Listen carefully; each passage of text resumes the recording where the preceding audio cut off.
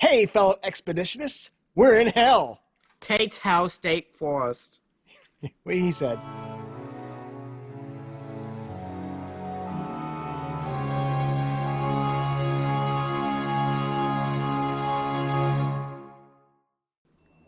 So to be more specific, we're here at Tate's House State Forest in northern Florida at the Ralph G. Kendrick Dwarf Cypress Swamp Boardwalk.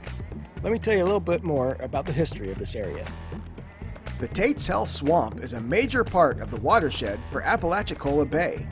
The swamp is kind of a storage area that holds rainwater and slowly releases it into the bay.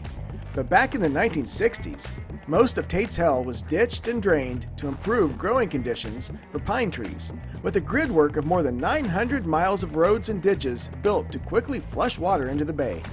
Unfortunately, this immediate dump of water into the bay quickly changes the salinity, disrupting the natural cycles of many bay species. For nearly 40 years, this swamp had almost no standing water, allowing pine trees and woody shrubs to thrive and shade out the native plants. So, in 1999, a restoration project was undertaken to restore the natural hydrology of dwarf cypress swamps in the area. Ditches were plugged and culverts installed. Some roads were even removed.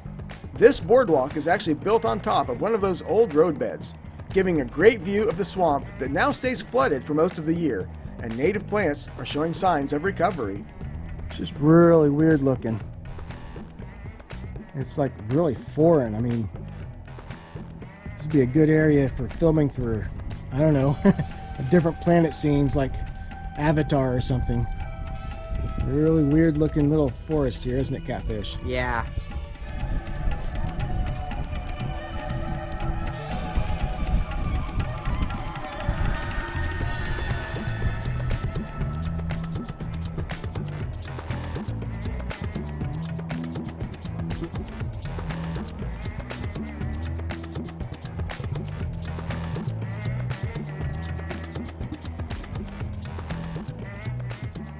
Well, that's got to be the weirdest little section of forest I have ever seen. What do you think, Catfish? Yeah, this place is just plain weird. There's so much Spanish moss and lichen that's just growing from this sunlight and humidity. Yeah. And all the grass and the water below. It's just so different from the pine forest surrounding it.